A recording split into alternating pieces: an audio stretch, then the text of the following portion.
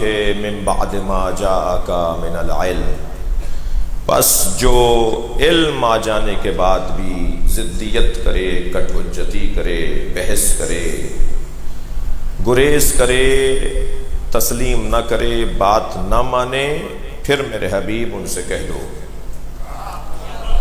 قاعدہ سب کے لیے ہے، شان نزول صرف عیسائی ہے۔ یہ قاعدہ سب کے لیے ہے کہ جو بھی کٹ حجتی کرے گا، جو بھی بحث اور مباحثہ کرے گا، اس کے لیے پھر مناظرے میں جو دلیل نہ مانے پھر اس سے مباہلہ ہوگا۔ شان نزول میں مسیحی تھے لیکن قاعدہ سب کے لیے ہے۔ تو میں اسی پہلے مرحلے پہ کہہ دوں کہ پاکستان میں جو ہم سے اس وقت بحث رہے ہیں، یا وہ دلیل لے کر آئیں یا مباہلے کے لیے تیار ہو جائیں۔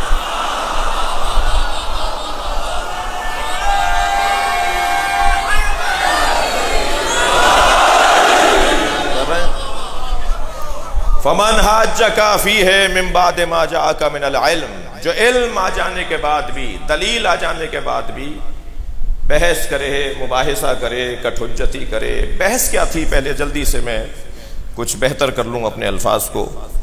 کیا ہو رہا تھا سرکار کے ساتھ؟ مباحثہ کیا تھا؟ تکرار کس بات کی کر رہے تھے؟ کیا عقیدہ لے کر آئے تھے جو سرکار تسلیم نہیں کر رہے تھے؟ دلیل ان کے پاس کیا تھی اور نبی کے پاس کیا تھی؟ جی، دلیل اور بحث اور رد اور دلیل اور اس بات، یہ سارے اگر مفاہیم کو ایک جگہ میں یوں کہوں کہ آئے تھے یہ کہنے کے لیے کہ حضرت عیسیٰ اللہ کے بیٹے ہیں۔ تو نبی مکرم نے فرمایا کہ لم یلد ولم یولد، اللہ کا نہ کوئی باپ ہے نہ اللہ کا کوئی بیٹا ہے، نہ اللہ کسی سے پیدا ہوا ہے نہ اللہ کسی کو پیدا کرتا ہے، یعنی کسی کی ولادت اللہ سے نہیں ہوتی۔ یہی میں اپنے دوستوں کے لیے ایک لفظ کہوں کہ اللہ خالق ہے، والد نہیں ہے۔ خالق ہونا اور ہے، والد ہونا اور ہے۔ جس کمپنی نے اس مائک کو بنایا ہے وہ اس کا خالق ہے، مگر والد نہیں ہے۔ والد کے لیے ولد جز ہوتا ہے، اسی کی جنس سے ہوتا ہے، اس کے مشابہ ہوتا ہے، اس کی تمثیل ہوتا ہے۔ یہ محاورہ صرف اردو میں نہیں ہے، عربی میں بھی ہے کہ بیٹا باپ کا جز ہوتا ہے۔ جو جز میں تبدیل ہو جائے وہ محتاج ہوتا ہے، اور جو محتاج ہو وہ صمد نہیں ہوتا، اور جو صمد نہ ہو وہ اللہ نہیں ہوتا۔ بیٹا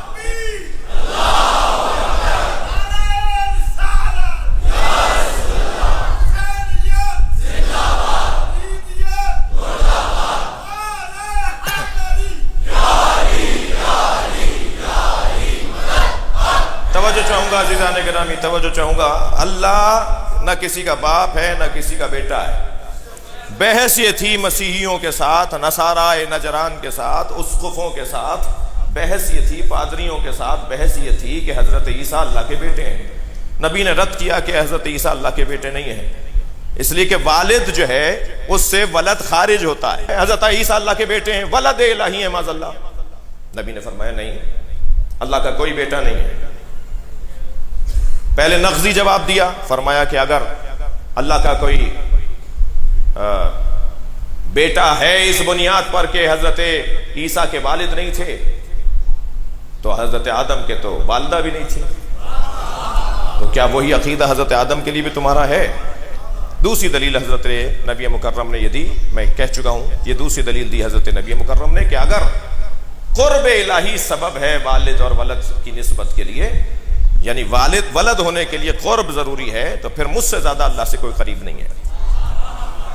اپنے لیے فرمایا ان کان للرحمن ولد، اگر رحمان کے لیے کوئی ولد ہوتا فانا اول العابدین، تو میں سب سے اول عابد ہوں۔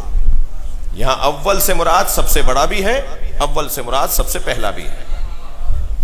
اور آیت اللہ جوادی عاملی نے تو مولانا بڑا حسین عنوان قرار دیا ہے کہ عابد اے عانف، عابد اے عانف، عربی زبان میں ناک کو کہتے ہیں انف، کہتے ہیں ان کی ناک اونچی ہے، ان کی ناک کٹ گئی، ان کی ناک نیچی ہو گئی۔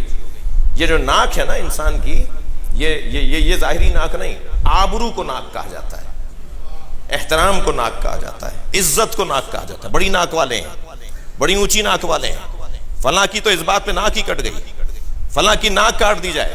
یہ جو ناک مراد ہے نا، یہ والی ناک نہیں ہے، بلکہ آبرو، احترام، عزت. تو آیت اللہ جوادی عملی فرماتے ہیں کہ یہاں جو نبی نے فرمایا نا انا اول العابدین، اس عابد سے مراد یہاں آنف ہے، یعنی میں اللہ کی آبرو بڑھانے والا ہوں. میری وجہ سے اللہ پہچانا جاتا ہے، میری وجہ سے اللہ کی معرفت ہوتی ہے. اور پھر سرکار دو جہاں نے یہ کہہ کر معرفت الہی کا ایک باب کھولا ہے. کوئی اگر اللہ کو ماننا چاہتا ہے تو بغیر میرے نہیں مان سکتا. ہم بتائیں گے کہ اللہ کیا ہے، ہم سمجھائیں گے کہ اللہ کی عبادت کیسے ہوتی ہے. بات آگے بڑھے.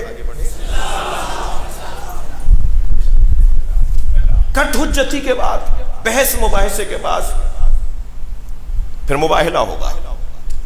اور مباہلہ یعنی کردار کا مظاہرہ، مباہلہ یعنی صداقت اور سچائی کا اعلان اور اظہار. فَقُلْ تَعَالُوا نَدْعُوا أَبْنَاءَنَا وَأَبْنَاءَكُمْ، ہم اپنے بیٹے لاتے ہیں، تم اپنے بیٹے لاؤ. وَنِسَاءَنَا وَنِسَاءَكُمْ، ہم اپنی بیٹیاں لاتے ہیں، تم اپنی بیٹیاں لے کر آؤ. وَأَنفُسَنَا وَأَنفُسَكُمْ، اور ہم اپنے جیسے لاتے ہیں، تم اپنے جیسے لاؤ. اب اپنے جیسوں میں نبی مولا علی کو لے کے گئے. یہ جو 5 کا اجتماع ہے نا، پنجتن کا اجتماع، یہ حسن کائنات ہے. اللہ نے پہلے انہیں بنایا ہے اور ان کے مزاجوں کے مطابق کائنات کو بنایا ہے. کسی کے مزاج میں تراب تھی تو زمین بنا ڈالی، کسی کا نام زہرا تھا تو چاند سورج بنا دیا، کسی کے مزاج میں بخشنا تھا تو جنت حسنین کے صدقے میں بنا دی. ان کے مزاجوں کے مطابق پروردگار عالم نے یہ ساری کائنات خلق کر دی. یہ جہاں جمع ہو جائیں وہ جگہ مطلوب پروردگار ہے.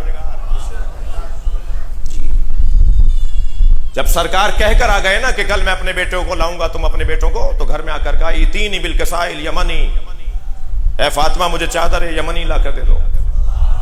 بڑا گہرا ربط ہے مباہلے کا حدیث قصہ کے ساتھ، آئے تطہیر کا آئے مباہلے کے ساتھ بڑا گہرا ربط ہے. وہاں کہہ کر آئے، گھر میں آ کے چادر مانگی، جناب زہرا نے چادر دے دی. سرکار چادر لے کر کیوں؟ انی اجد فی بدنی ضعفا، میں اپنے بدن میں ضعف محسوس کر رہا ہوں. کچھ دیر بعد امام حسن آئے، اماں مجھے نانا کی خوشبو آ رہی ہے. کیا خوشبو ہے جو حسن ہی سونگھ سکتے ہیں. بی بی نے فرمایا تمہارے نانا چادر کے نیچے ہیں. فرما دیتی نا کہ نانا آرام کر رہے ہیں، آرام کرنے آئے نا. بی بی نے جانے دیا. مولا حسن نے بھی جا کے سلام کیا اور کہا نانا چادر میں آ جاؤں، اور نبی نے چادر میں لے لیا. کچھ ہی دیر بعد امام حسین آئے، اماں نانا کی خوشبو آ رہی ہے. کہ تمہارے نانا تمہارے بھائی حسن کے ساتھ چادر میں ہے. قریب جا کے نانا کو سلام کیا، نانا میں بھی آ جاؤں. نانا نے حسین کو بھی اپنی چادر میں لے لیا. کچھ دیر بعد اچھا فرض محال تو فرض کیا جا سکتا ہے نا، حسنین معاذ اللہ بچے تھے. مولا علی آئے، میں نبی کی خوشبو محسوس کر رہا ہوں. جناب زہرا نے نہیں فرمایا آرام کر رہے ہیں. قریب گئے، میں چادر میں آ جاؤں. نبی نے چادر میں مولا علی کو بھی لے لیا. فرض محال فرض، معاذ اللہ مولا علی کو نہیں پتا تھا. معاذ اللہ جی جناب زہرا کو تو معلوم ہے نا کہ چادر میں کیوں گئے. خدا کے کہنے لگی میں بھی چادر میں آ جاؤں. اور چادر میں نبی نے لیا. اب نقن صاحب کا جملہ ہدیہ کر رہا ہوں. نقن صاحب فرماتے ہیں اینٹوں کے گھر میں نبی نے چادر کا گھر بنایا. وہ جو اینٹوں کے گھر میں تھے وہ اہل بیت نبی تھے، جو چادر کے گھر میں تھے وہ اہل بیت نبوت. اور یہ اتنا مضبوط گھر بنایا اللہ کے نبی نے کہ کہا ہؤلاء اہل بیتی، یہ میرے اہل بیت ہیں. سوال تو یہ ہے کہ یہ آرام کرنے آئے تھے تو یہ سب کیوں چادر میں آ گئے؟ سوال ابھی باقی ہے، جواب نہیں دیا میں نے ان بچوں اور جوانوں کے لیے. چادر میں کیوں آ گئے جبکہ وہ آرام کرنے آئے تھے؟ سرکار نے کیوں لے لیا چادر میں سارے اپنے گھر کے بچوں کو اور اپنی دختر کو اور مولا علی کو؟ جواب اس کا یہی ہے کہ یہ ضعف بدن نبی نہیں تھا، ضعف بدن نبوت تھا، اور ضعف بدن نبوت اجزائے نبوت سے دور ہوگا، اور پنجتن اجزائے نبوت کو کہا جاتا ہے۔